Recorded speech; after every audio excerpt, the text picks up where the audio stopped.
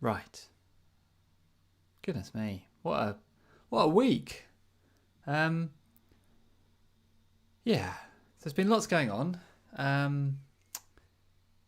Where to start? So I'm using YouTube. I'm doing this live thing again. And I used it last week for the first time, and I did a couple of test calls and checked them out, and they seemed fine.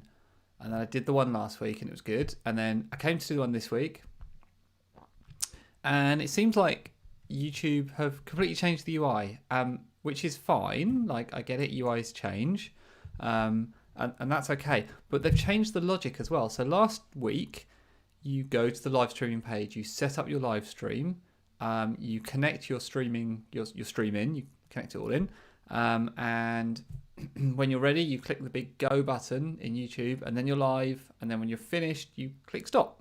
Great. That all makes sense. So I went this week, and there's no start button. As soon as you connect the stream, you're live. So I've had a couple of aborted attempts whilst I realised that.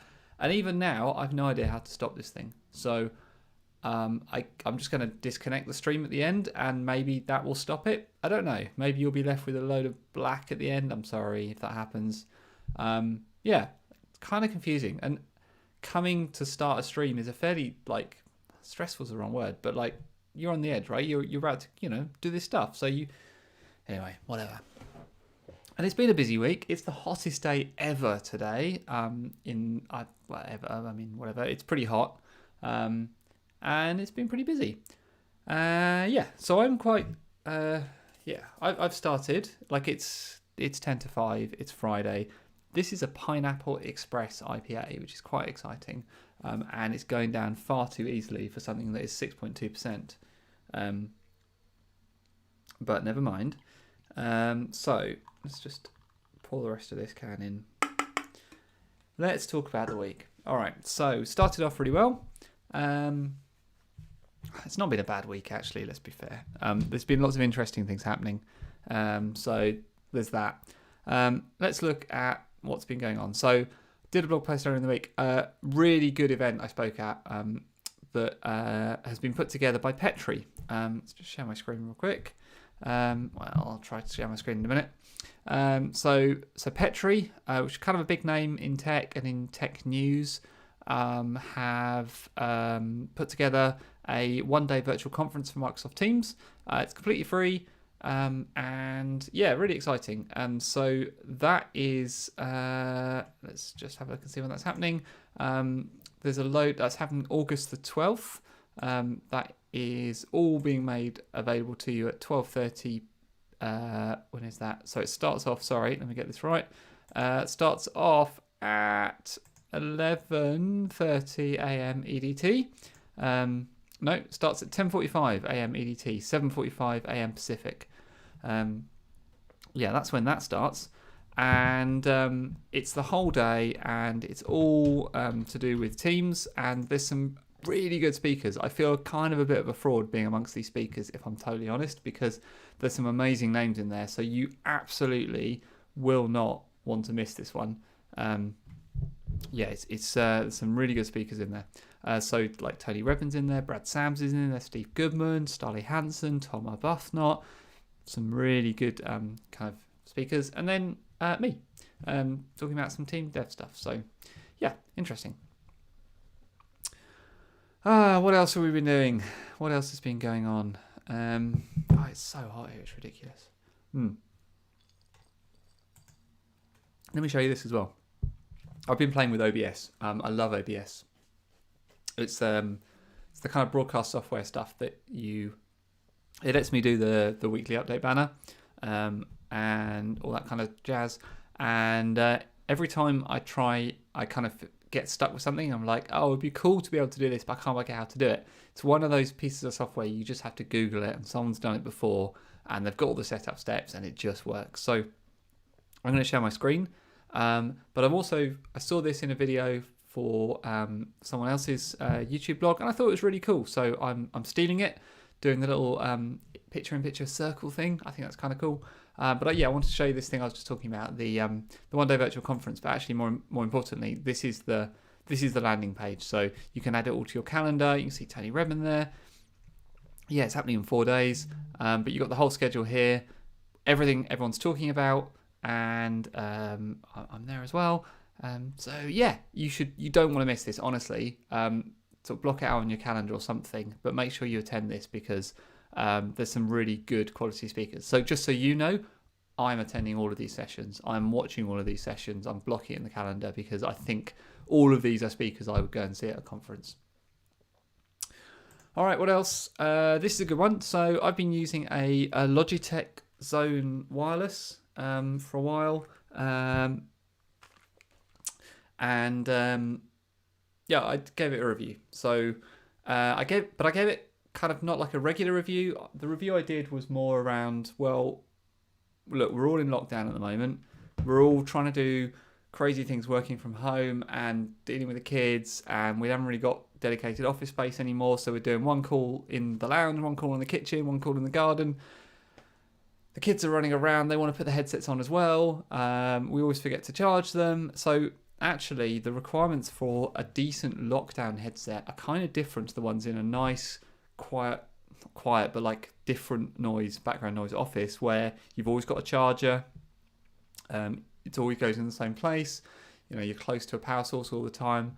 And the background noise is variable, but you know, it's background noise versus what's that like for home noise when it comes to active noise cancelling. So that was kind of how I did my review. So slightly differently, I guess, than maybe some other reviews. But I thought it was useful because that's sort of the reality of where everyone is right now. And actually, I made this point as well at the beginning of the review that I think is quite interesting and quite important. Right now, I feel like having really good devices is really important. Having a really good camera and a really good audio setup is really important. It's one of the reasons I've been adjusting my AV setup. I've got a better camera, got better audio.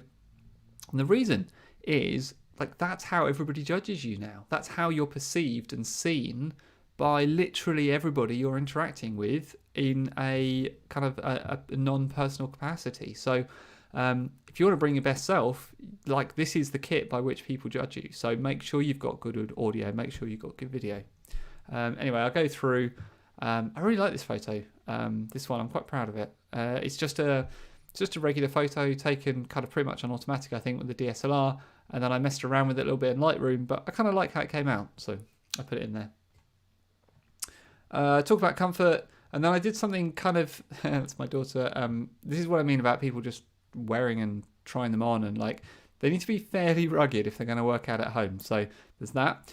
And then, where is it? Oh, this. So this is like a video I did. It's really hard to do, like, what's the active noise cancelling like? How does the audio sound? Because it's so subjective, and also, by the time you listen to it, it's been compressed, it's been like reduced, like all these things have got in the way. So you can't really tell, if I'm honest, but I did the best I could. I recorded using this microphone, which is a condenser mic, and then I flipped the audio input to using the Zone Wireless, and then back again, and then I added some background noise and did the same. So you can kind of see, hopefully, the difference between the two, and maybe that's useful. I can't think of a better way of doing it, if I'm totally honest. If you think of one, let me know. But I did what I could to try and really kind of bring you as best I could what that headset sounded like in like a quiet environment like we are now, but also with like a noisy cafe environment as well. All right, 2 more things to tell you about. This one. So what's next? So this is something from the Microsoft Teams developer blog. And we've talked about this before. I've talked about this before. Single sign-on support for Microsoft Teams tabs. Right. It's really hot, and I've been talking. So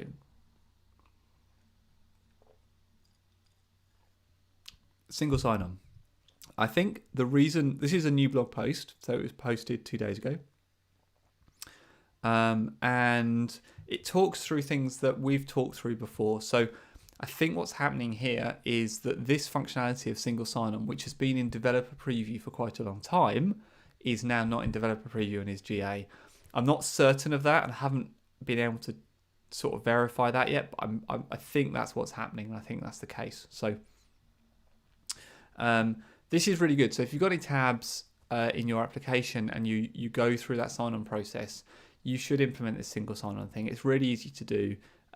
You just update your Teams manifest basically, and then call like the API call in the SDK.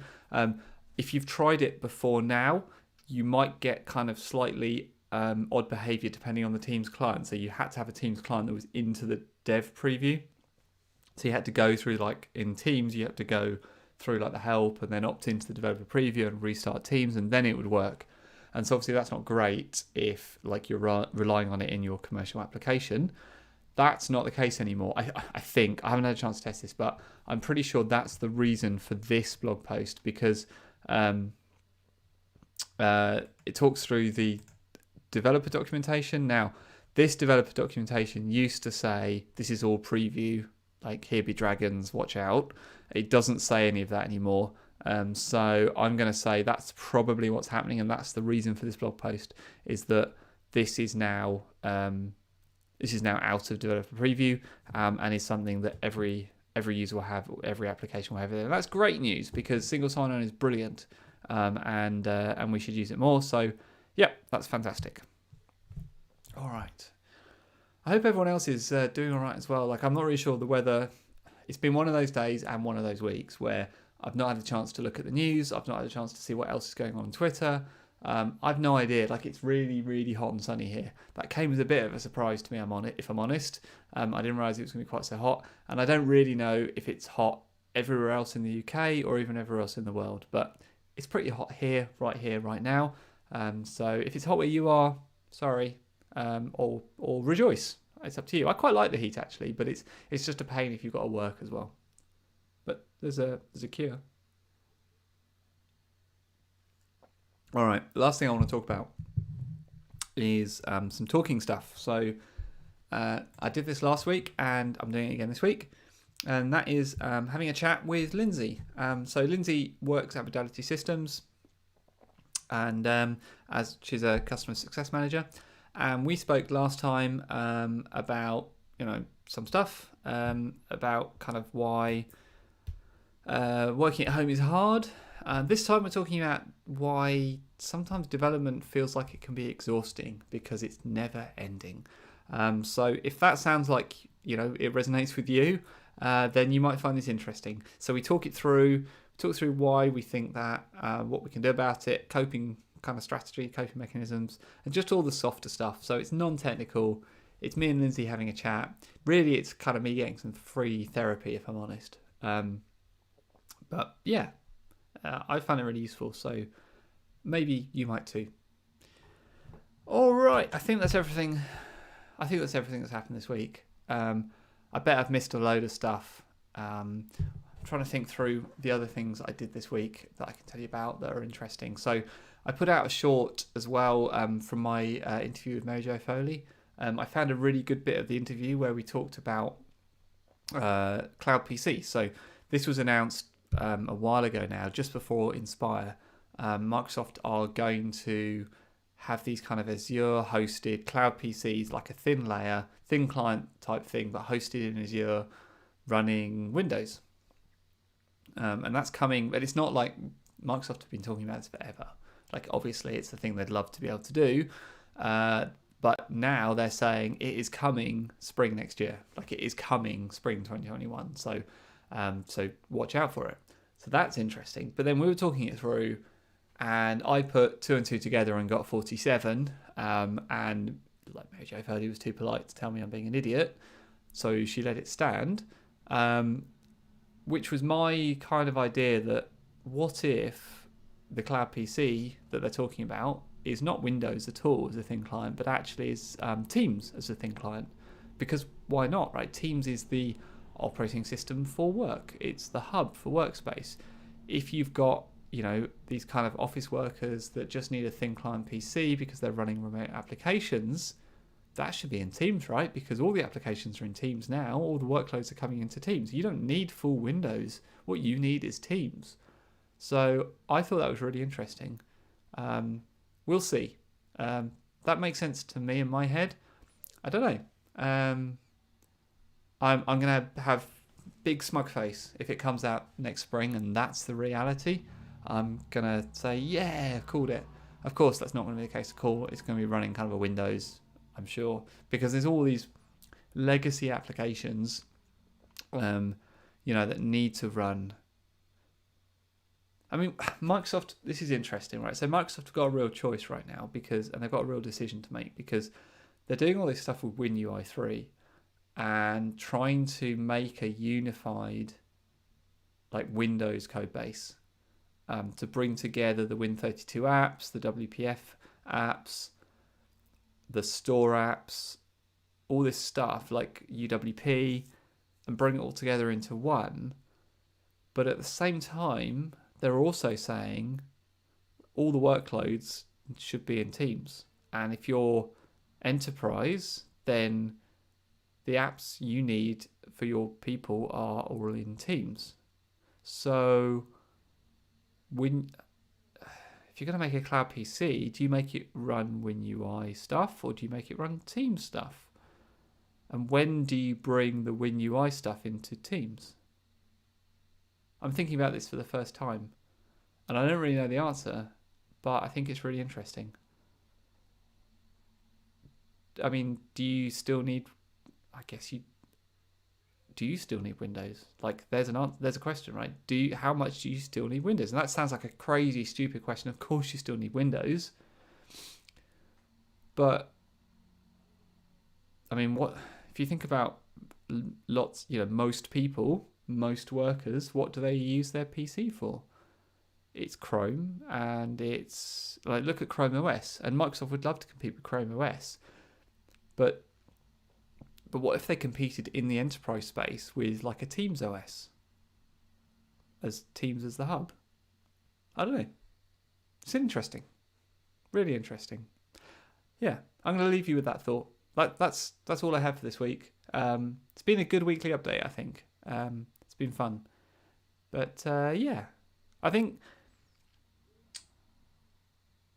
it's interesting to see kind of how these things evolve in real time, and then you look back on them and it's always so obvious, but actually it must be incredibly hard for Microsoft making these decisions to kind of try and project forward 6-12 months to work out what's going on. Anyway, that was deep. Right, we're done. Have a great weekend, whatever it is you're doing. Thanks very much for watching this. If it's been useful, let me know. And I will speak to you again next time. Now I just need to figure out how you turn this stream off. Because there's literally no stop button. There's no cancel button.